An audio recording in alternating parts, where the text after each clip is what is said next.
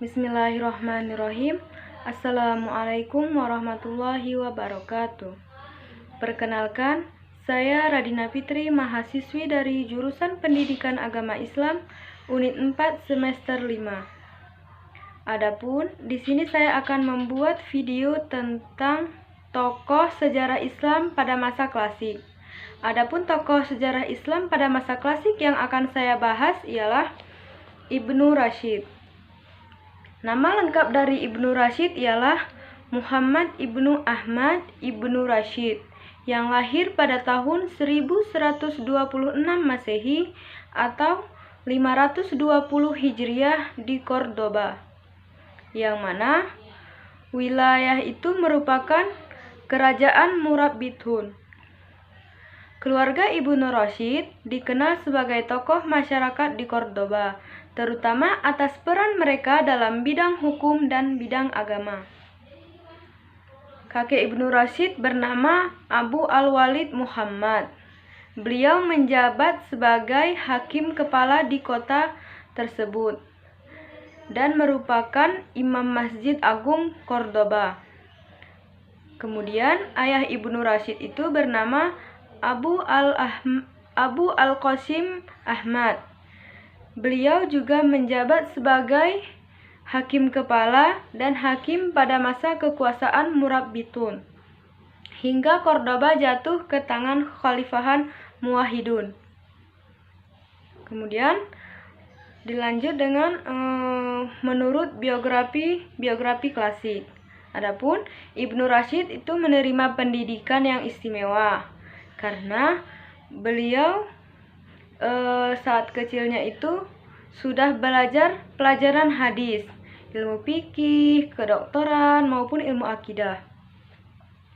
Dan guru fikih beliau adalah Al-Hafiz Abu Muhammad Ibnu Rizki yang bermazhab Maliki, dan guru hadisnya adalah Ibnu Bashukwal yang merupakan murid dari kakeknya.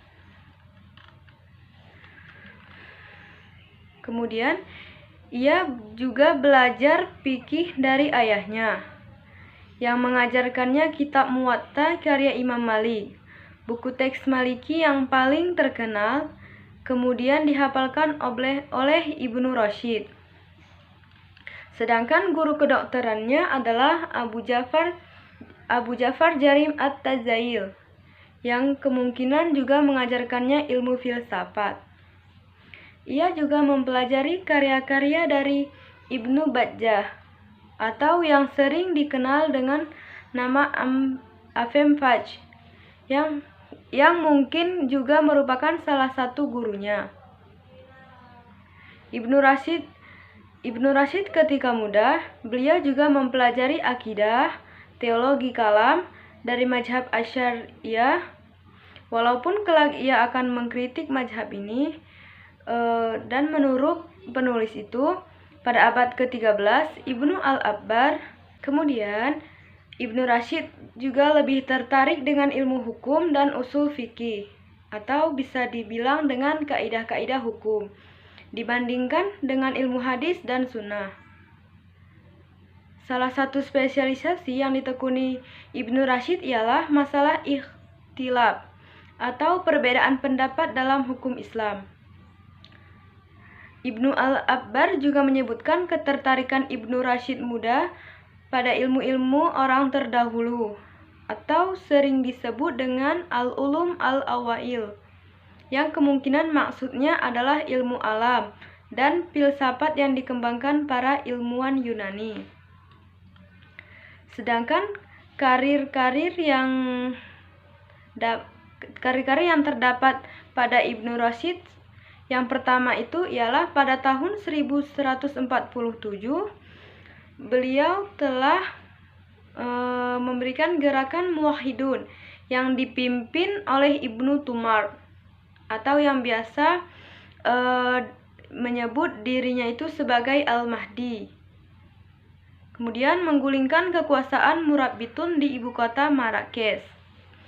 Kemudian yang kedua, pada tahun 1153 Ibnu Rashid itu melakukan pengamatan astronomi di Marrakesh dan membantu pembangunan perguruan-perguruan tinggi yang sedang dilakukan pemerintah. Kemudian yang ketiga, pada tahun 1169 Ibnu Rashid ini diperkenalkan oleh Ibnu Tufail kepada Abu Yakub Yusuf. Kemudian sejak dari perkenalan ini, Ibnu Rashid itu memiliki hubungan yang baik dengan Abu Yakub Yusuf hingga khalifah tersebut wafat. Ketika sang khalifah tersebut mengeluh ke Ibnu Tufail bahwa karya-karya dari Aristoteles terlalu susah dimengerti, maka Ibnu Tufail itu menyarankan agar Ibnu Rashid ditugaskan untuk menerangkannya. Kemudian yang keempat, karya itu terjadi pada tahun 1169, di mana Ibnu Rashid ini menulis tafsir Aristoteles pertamanya. Kemudian yang kelima, pada tahun 1169 dan 1179, banyak karyanya yang tercantum keterangan ditulis di Sevelia. Kemudian yang keenam, pada tahun 1179, ia kembali menjabat sebagai kadi di Sevelia. Lanjut pada yang ketujuh, pada tahun 1182, ia diangkat menjadi dokter istana untuk menggantikan Ibnu Tufail yang telah pensiun. Kemudian yang kedelapan, pada tahun yang sama, yaitu tahun 1182, ia juga diangkat sebagai kepala hakim di Cordoba, dengan jabatan bergengsi yang sebelumnya pernah dipegang oleh kakeknya. Yang kesembilan, pada tahun 1195, ia juga sempat diasingkan oleh Khalifah Yakub al-Mansur. Kemudian yang 10, pada tahun 1184, Khalifah Abu Yakub itu wafat. Kemudian digantikan oleh Abu Yusuf Yakub al-Mansur. Awalnya, Ibnu Rashid itu tetap memiliki hubungan yang baik dengan pihak istana, namun tetap menjabat sebagai dokter istana. Kemudian pada tahun 1195 situasinya berubah karena Ibnu Rashid itu mendapat berbagai tuduhan, termasuk tuduhan mengajarkan aliran sesat, dan ia harus menghadapi pengadilan di Cordoba. Pengadilan memutuskan bahwa Ibnu Rashid telah bersalah, menyatakan ajarannya sesat dan memerintahkan agar tulisan-tulisan dari karya Ibnu Rashid ini dibakar. Dan dilanjut dengan hubungan antara Islam dengan filsafat. Adapun terdapat dalam buku Fas al-Maqal, Ibnu Rashid memaparkan bahwa filsafat yang merupakan metode dalam mengambil kesimpulan yang berdasarkan pada akal dan cara yang cermat tidak mungkin bisa bertentangan dengan ajaran Islam. Kemudian Ibnu Rashid ini membedakan 3 metode untuk membuktikan kebenaran.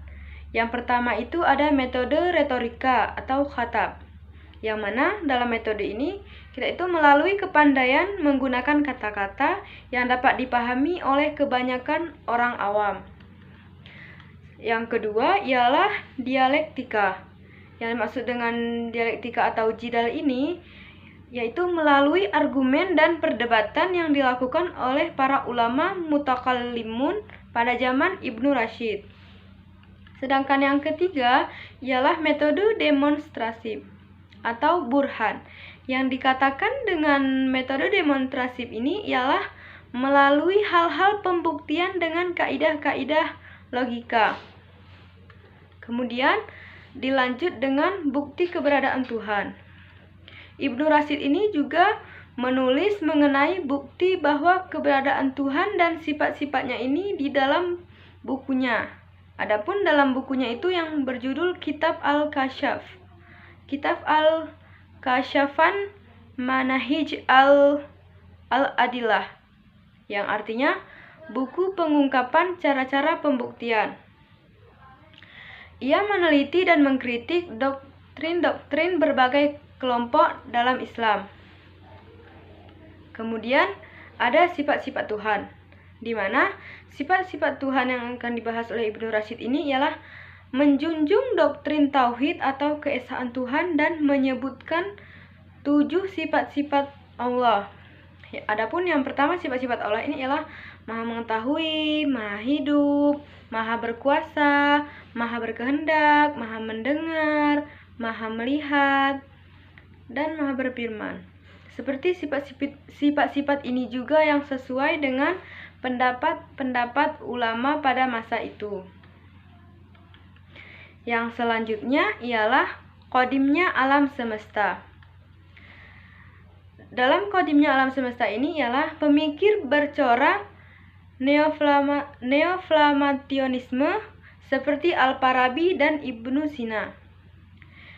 Kedua tokoh ini berpendapat bahwa alam semesta itu selalu ada. Namun, pendapat ini ditolak oleh ulama dan filsuf dari golongan Asy'ariyah. Yang selanjutnya ialah politik. Adapun dalam politik ini Ibnu Rashid itu menyampaikan filsafat politiknya di tafsirnya terhadap karya Plato Republik. Kemudian ia menggabungkan gagasannya sendiri dengan gagasan Plato dan dengan ajaran Islam. Karena menurut Ibnu Rashid ini, negara yang ideal itu adalah negara yang berlandaskan hukum-hukum Islam atau syariah. Kemudian dilanjut dengan hukum Islam. Adapun hukum Islam itu ialah dalam mempekerjakannya itu sebagai hakim dan ahli hukum. Maka Ibnu Rashid ini kebanyakan dia mengikuti mazhab Maliki yang merupakan mazhab dominan di daerah Spanyol dan Maghrib. Karena salah satu sumbangan besar dari Ibnu Rashid ialah terhadap pemikiran hukum Islam adalah penjelasannya di buku Bidayatul Al-Mujtahidin, yaitu buku yang mengenai perbedaan mazhab dalam bentuk hukum Islam. Yang khususnya pembahasan sistematisnya itu lebih mengenai prinsip dan sebab-sebab yang mendasari perbedaan tersebut. Selanjutnya, karya-karyanya Ibnu Rashid dalam ilmu-ilmu alam seperti dalam ilmu astronomi, di mana dalam ilmu astronomi ini ialah Ibnu Bajjah dan Ibnu Tufail itu mengkritik bahwasanya lingkaran dalam karya Ibnu Rashid dalam bidang ilmu-ilmu alam yang pertama ada dalam bidang astronomi, di mana dalam bidang astronomi ini Ibnu Rashid juga pernah mengkritik model Ptolemaik dengan berdasarkan filsafat. Yang kedua ada bidang fisika. Dalam bidang ini ialah pendekatan Ibnu Rashid ini terhadap fisika menggunakan metode eksegesis atau penafsiran. Ia mengeluarkan tesis-tesis baru mengenai alam melalui pemikiran teks-teks sebelumnya, terutama Aristoteles. Yang ketiga, Ibnu Rashid ini juga menjabarkan pemikirannya di bidang psikologi dalam 3 tafsirannya, yaitu mengenai karya Aristoteles De Anima, atau bisa dikatakan mengenai jiwa. Yang keempat ialah kedokteran. Secara garis besar, teori-teori medis yang digunakan oleh Ibnu Rashid di Al-Kulliyah Fit-Tib, yaitu mengikuti doktrin medis Galenus, dokter dan penulis terkemuka pada abad kedua. Adapun doktrin Galenus sangat berpengaruh pada masa itu dan didasari oleh teori humoralisme, yaitu adanya 4 humor atau cairan darah: empedu kuning, empedu hitam, dan flegma yang keseimbangannya lebih mengaruhi kepada kesehatan manusia. Kemudian selanjutnya ada pada tradisi Yahudi. pada masa ini banyak cendekiawan Yahudi itu dia bisa membaca bahasa Arab, sehingga karya-karya dari Ibnu Rashid ini dapat langsung terbaca. Pada tahun 1232, buku Ibnu Rashid pertama kali sepenuhnya telah diterjemahkan ke bahasa Ibrani, yaitu ketika Yosef ben Abba mari menerjemahkan tafsir Ibnu Rashid mengenai organon karya Aristoteles. Kemudian yang kedua ialah pada tradisi Kristen di Barat. Pada tradisi Kristen di Barat saat ini ialah sumbangan dari Ibnu Rashid yang paling besar pada tradisi Kristen di Eropa adalah tafsir-tafsirnya terhadap karya Aristoteles. Setelah jatuhnya Kekaisaran Romawi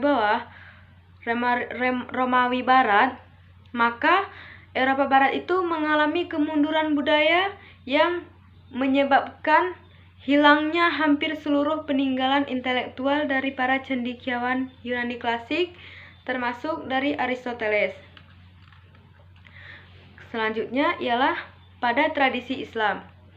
Pada tradisi Islam ini, Ibnu Rashid ini tidak memiliki pengaruh besar terhadap pemikiran filsafat di dunia Islam hingga zaman modern, karena salah satu alasannya ialah geografi, di mana Ibnu Rashid ini berasal dari Al-Andalus atau Spanyol yang berada di ujung barat peradaban Islam dan terletak jauh dari pusat intelektual Islam Timur Tengah.